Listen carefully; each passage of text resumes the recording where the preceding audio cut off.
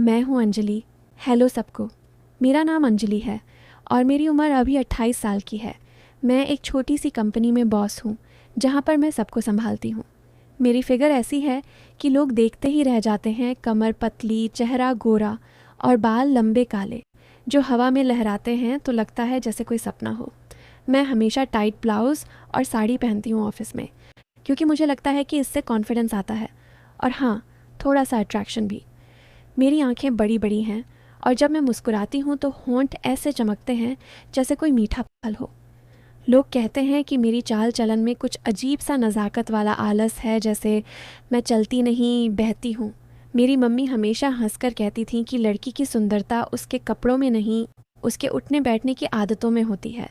शायद उसी की वजह से मेरा हर हाव भाव थोड़ा धीमा है, वो वाला धीमा जो खुद ब खुद किसी की नज़र रोक ले। मेरी लंबी काली भूरी चोटियाँ हमेशा कमर से नीचे गिरती हैं और चलते समय हल्का सा झूलती हैं। मेरे गाल बहुत जल्दी लाल हो जाते हैं, गर्मी से नहीं, शर्म से भी नहीं। बस किसी की बहुत तेज़ नज़र पड़ जाए तो दिल की धड़कन थोड़ी तेज़ हो जाती है और गालों पर हल्की गुलाबी आंच उतर आती है, जैसे तवा ज़रा गर्म हो लेकिन रोटी रखी ना हो। मैं हमेशा कहती हूँ कि मैं सुंदर नहीं हूँ, पर लोग मानते ही नहीं। मैं जानती हूँ कि लड़के मुझे देखकर सोचते होंगे कि कैसी होगी ये लड़की अंदर से, लेकिन मैं बस काम पर फोकस करती हूँ। आज मैं तुम्हें अपनी एक कहानी सुनाने वाली हूँ जो मेरे और मेरे एक एम्प्लॉय राहुल की है। ये कहानी थोड़ी अलग है। चलो शुरू करते हैं। आराम से बैठो और सुनो, जैसे कोई घर की औरत अपनी सहेली को सुना रही हो, चाय की प्याली हाथ में लेकर। तो बात उस दिन की है जब राहुल पहली बार ऑफिस आया। हमारी कंपनी छोटी है, बस 10 से 12 लोग, और मैं बॉस हूँ क्योंकि ये मेरे पापा की कंपनी थी, अब मैं चलाती हूँ। हम कपड़े का बिजनेस करते हैं, लेकिन स्पेशल टाइप के, जैसे फैशन डिज़ाइन वाले, जहाँ पर नए नए डिज़ाइन बनाते हैं। राहुल को मैंने इंटरव्यू में ही पसंद कर लिया था। वो 25 साल का लड़का, लंबा, गोरा और बॉडी ऐसी कि शर्ट के अंदर से मसल्स दिखते हैं। इंटरव्यू में वो मेरे सामने बैठा था और मैंने पूछा, राहुल तुम्हें क्या लगता है एक अच्छा डिज़ाइनर कैसा होना चाहिए? वो मुस्कुराया और बोला, मैम, वो ऐसा होना चाहिए जो चीज़ों को गहराई से छू सके, अंदर तक महसूस कर सके। मैंने सोचा, वाह क्या बात कही, लेकिन अंदर से लगा जैसे दिल में अगल ही खुशी हो रही है। मैंने हंसकर कहा, हाँ, गहराई बहुत ज़रूरी है, वरना सतह पर ही रह जाते हैं। वो भी हंस दिया और आंखों में एक चमक आई। मैंने सोचा, ये लड़का स्मार्ट है, काम आएगा। उसके आने के बाद ऑफिस में थोड़ा बदलाव आया। मैं हमेशा सुबह 9 बजे आती हूँ और राहुल भी ठीक टाइम पर। पहला हफ्ता तो बस काम सिखाने में गया। मैं उसे अपने केबिन में बुलाती और हम डिज़ाइन पर बात करते। एक दिन मैंने कहा, राहुल ये फैब्रिक देखो कितना सॉफ्ट है, छूकर देखो। वो मेरे पास आया और उंगलियों से छुआ। उसकी उंगलियां मेरी उंगलियों के पास थीं और मैंने महसूस किया कि उसकी सांस थोड़ी तेज़ है। मैंने पूछा, कैसा लग रहा है? वो बोला, मैम बहुत स्मूथ, जैसे कोई ख़ास चीज़ हो। मैंने सोचा ये तो थोड़ा फ्लर्टी है, लेकिन मैंने इग्नोर किया। मैंने कहा, हाँ, लेकिन इसे और बेहतर बनाना है ताकि पहनने वाला खुश हो जाए। हम दोनों हंस दिए और काम जारी रहा। शाम को जब सब चले गए मैंने उसे कहा, राहुल आज लेट हो गया, लेकिन कल सुबह जल्दी आना, हम एक नया प्रोजेक्ट शुरू करेंगे। वो बोला, मैम मैं तो हमेशा रेडी हूँ, बस आप कहो। उसकी आंखों में वो लुक था जो लग रहा था जैसे कुछ और कह रहा हो। अगले दिन सुबह सुबह ऑफिस में सिर्फ हम दोनों थे। बाकी स्टाफ 10 बजे आते हैं। मैंने कॉफ़ी बनाई और उसे दी। हम बैठकर बात करने लगे। मैंने कहा, राहुल तुम्हारी गर्लफ्रेंड है? वो हंसकर बोला, नहीं मैम, मैं सिंगल हूँ, लेकिन अगर कोई स्पेशल मिले तो सोच सकता हूँ। मैंने मजाक में कहा, अच्छा स्पेशल मतलब जैसे मैं? वो चौंक गया, लेकिन फिर बोला, आम बास के मैम क्या होंगे, आप तो बॉस हैं, लेकिन हाँ आप जैसी हो तो क्यों नहीं। मैंने हंस दिया, लेकिन अंदर से लगा कि ये बातें थोड़ी आगे बढ़ रही हैं। फिर हम काम पर लग गए। वो मेरे बगल में बैठा ड्राइंग कर रहा था और उसकी कोहनी मेरी कोहनी से टच हो रही थी। मैंने सोचा इग्नोर करो, लेकिन वो बार बार देखता। मैंने पूछा, क्या देख रहे हो? वो बोला, मैम आपकी साड़ी का कलर बहुत अच्छा है, बॉडी पर फिट बैठता है।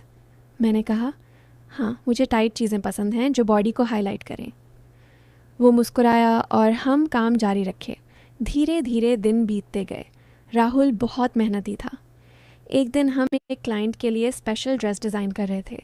मैंने कहा, राहुल ये ड्रेस ऐसी होनी चाहिए कि पहनने वाली लड़की को लगे कि वो सबसे हॉट है। वो बोला, मैम आप पहन कर देखो ना, पता चलेगा।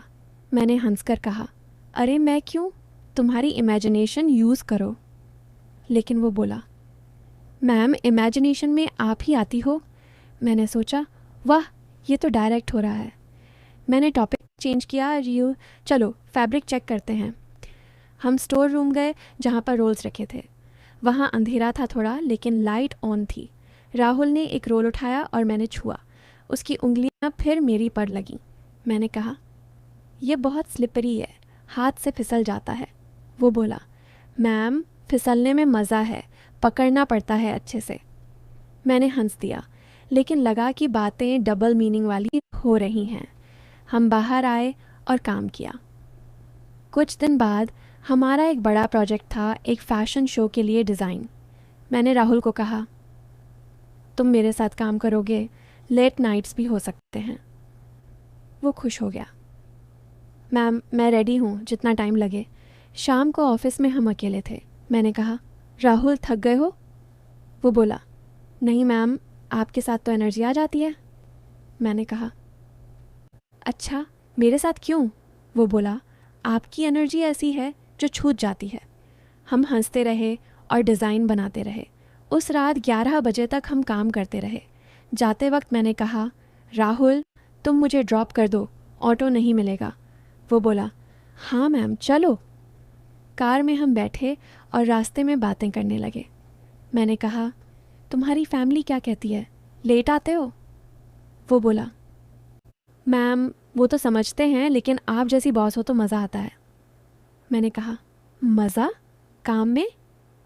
वो बोला, हाँ और आप में भी। मैंने सोचा ये तो क्लियर फ्लर्ट है, लेकिन मैंने इग्नोर किया। घर पहुंचकर मैंने थैंक्स कहा और वो चला गया। अगले हफ्ते हमारा प्रोजेक्ट और तेज़ हुआ। राहुल अब रोज़ मेरे केबिन में आता और हम घंटों बात करते। एक दिन मैंने नोटिस किया कि वो मेरी तरफ देखता रहता है। मैंने पूछा, क्या है? वो बोला, मैम आपकी नेकलाइन बहुत अच्छी है, मतलब साड़ी की। मैंने हंसकर कहा, अरे तुम्हें क्या हो गया, फोकस करो काम पर। लेकिन वो बोला, मैम काम ही तो है, डिज़ाइन में डिटेल्स देखनी पड़ती हैं। मैंने सोचा सही कह रहा है, लेकिन लगा जैसे कुछ और है। हम एक मॉडल के लिए ड्रेस बना रहे थे और मैंने कहा, ये ड्रेस ऐसी हो कि बॉडी को हक करे। वो बोला, हाँ मैम हक करने में मज़ा है। मैंने हंस दिया और जारी रखा। शाम को फिर लेट हुए और वो मुझे ड्रॉप करने लगा। रास्ते में रेडियो पर गाना आया, तेरे बिना नहीं हुए जीना सज़ा हो गया। मैंने कहा, अच्छा गाना है। वो बोला, हाँ मैम आपके बिना ऑफिस सज़ा लगता है। मैंने सोचा ये तो रोमांटिक हो रहा है। धीरे धीरे हमारी बॉन्डिंग बढ़ी। राहुल अब मेरे बारे में पर्सनल सवाल पूछता, मैम आपकी मैरिज कब हुई?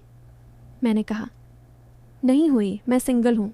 वो खुश हो गया, अच्छा क्यों, कोई अच्छा लड़का नहीं मिला? मैंने कहा, मिले हैं लेकिन स्पेशल नहीं। वो बोला, मैम स्पेशल मतलब क्या, जैसे मैंने मजाक में कहा, हो सकता है। वो हंस दिया, लेकिन आंखों में चमक थी। एक दिन ऑफिस में हम एक नया फैब्रिक टेस्ट कर रहे थे। मैंने कहा, राहुल ये छूकर देखो कितना टाइट है। वो छुआ और बोला, मैम टाइट चीज़ें अच्छी लगती हैं, पकड़ मजबूत होती है। लेकिन मैंने कहा, हाँ लेकिन ज़्यादा टाइट से प्रॉब्लम हो जाती है। हम दोनों हंसते रहे। कुछ दिनों बाद हमारा फ़ैशन शो का दिन आया, लेकिन शो से पहले हम रिहर्सल कर रहे थे। मॉडल्स नहीं थे, तो मैंने कहा, राहुल तुम मुझे ड्रेस ट्राई करके दिखाओ, मतलब डिज़ाइन चेक करो। वो बोला, मैम आप पहनो ना। मैंने कहा, नहीं यार किरचा नहीं, मैं बॉस हूँ। लेकिन वो इंसिस्ट करने लगा। आखिर मैं मान गई और चेंजिंग रूम में गई। बाहर आकर मैंने कहा, कैसी लग रही हूँ? वो देखता रह गया। मैम स्टनिंग, बॉडी पर परफेक्ट फिट। मैंने कहा, हाँ लेकिन यहाँ थोड़ा एडजस्ट करो। वो मेरे पास आया और ड्रेस को टच किया। उसकी उंगलियाँ मेरी कमर के पास लगीं। मैंने महसूस किया कि सांस तेज़ है, लेकिन मैंने कहा बस हो गया। वो पीछे हटा, लेकिन लगा जैसे कुछ होने वाला था। शो सक्सेसफुल रहा और हम खुश थे। शो के बाद हम सेलिब्रेट करने एक छोटे कैफ़े गए, सिर्फ हम दोनों, क्योंकि बाकी स्टाफ थक गए थे। वहाँ कॉफ़ी पीते हुए मैंने कहा, राहुल तुम अच्छा काम कर रहे हो, प्रमोशन मिलेगा। वो बोला, मैम प्रमोशन से ज़्यादा आपका साथ अच्छा लगता है। मैंने कहा, अच्छा क्यों? वो बोला, आप में वो बात है जो आकर्षित करती है। मैंने हंसकर कहा, आकर्षण काम में होना चाहिए। लेकिन वो बोला, मैम काम के अलावा भी। मैंने सोचा अब बात आगे बढ़ रही है। हम लेट नाइट घर गए और वो फिर ड्रॉप करने आया। कार में वो बोला, मैम क्या मैं कुछ कह सकता हूँ? मैंने कहा, हाँ। वो बोला, मैं आपको पसंद करता हूँ ज़्यादा। मैं चौंक गई, लेकिन कहा, राहुल मैं बॉस हूँ। वो बोला, लेकिन इंसान भी। मैंने कहा, सोचो, कल बात करेंगे। अगले दिन ऑफिस में टेंशन था। राहुल मेरे केबिन में आया। मैम सॉरी अगर कुछ गलत कहा। मैंने कहा, नहीं लेकिन हमें प्रोफेशनल रहना है। वो बोला, हाँ लेकिन फीलिंग्स हैं। मैंने कहा, फीलिंग्स कंट्रोल करो। लेकिन धीरे धीरे हमारी बातें फिर वैसे ही होने लगीं। एक दिन हम एक नया प्रोजेक्ट पर काम कर रहे थे, एक स्पेशल लिंगरी लाइन, लेकिन फैशन के लिए। मैंने कहा, राहुल ये डिज़ाइन सेक्सी होना चाहिए लेकिन एलिगेंट। वो बोला, मैम सेक्सी मतलब जैसे आप? मैंने हंस दिया। तुम फिर शुरू। वो बोला, मैम आप इंस्पिरेशन हो। हम काम करते रहे और उसकी नज़रें बार बार मेरी तरफ। मैंने सोचा ये सस्पेंस बढ़ रहा है, कहीं कुछ हो ना जाए। महीनों बीत गए। राहुल अब मेरे बहुत क्लोज था। हम रोज़ बात करते और वो मेरी केयर करता। एक दिन मैंने कहा, राहुल तुम्हारी कोई गर्लफ्रेंड बन गई? वो बोला, नहीं मैम आप ही हो। मैंने कहा, मजाक मत करो। लेकिन वो सीरियस था। फिर एक बड़ा ट्विस्ट आया।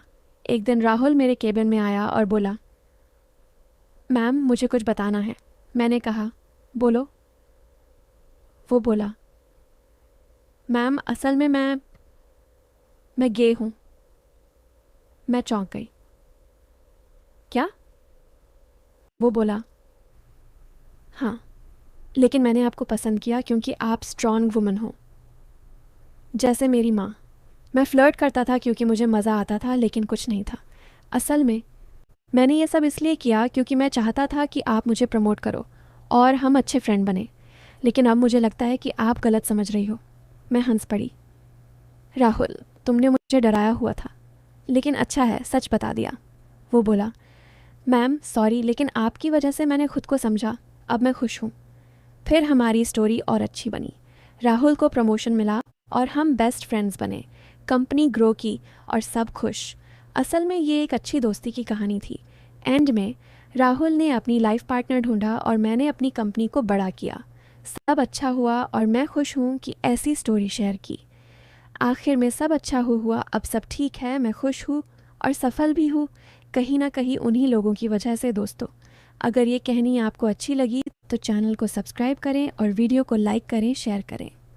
Thanks for watching.